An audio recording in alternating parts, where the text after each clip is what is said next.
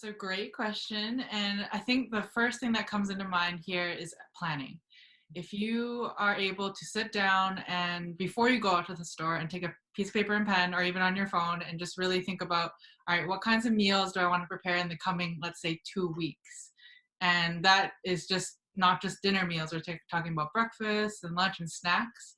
That will help you guide you to like prepare a good list so that way you can be more efficient in the grocery store and you can get the foods you need so you don't have to go back a second time or have to go back as frequently.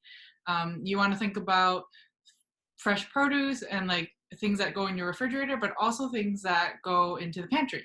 And just trying to make sure that you have a balance of those non-perishable foods, but also getting fresh foods too, because that's important to stay healthy, to get the vitamins and minerals you need. You can get them from shelf-stable items like grains, and we'll talk a little bit more about that, but also, of course, from your fruits and vegetables. So making a list is key. And also more in depth is planning like when you want to make your meal so that you can kind of think about, all right, I'm going to get a squash, which will last, probably a couple weeks from now if you get one that's not too ripe. I'm talking about like butternut squash, for example, different from like a summer squash, which might not last as long.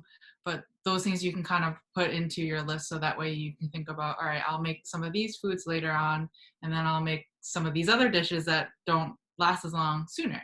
And that can help you limit your time at the grocery store and take less trips.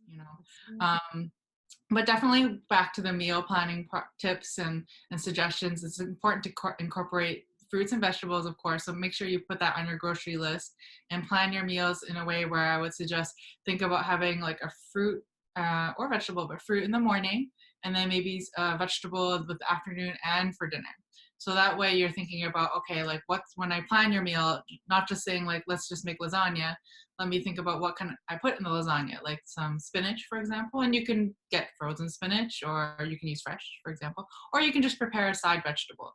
But like that way it'll help you stay healthy and plan in a healthy way, and therefore get the right groceries you need, even with the ordering system.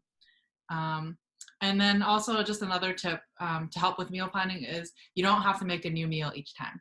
So you can repurpose your meals. For example, let's say you made like this lemon chicken breast like for dinner with some rice and some asparagus. You can take the leftover chicken for the next day and put it and chop it up and put it on your salad.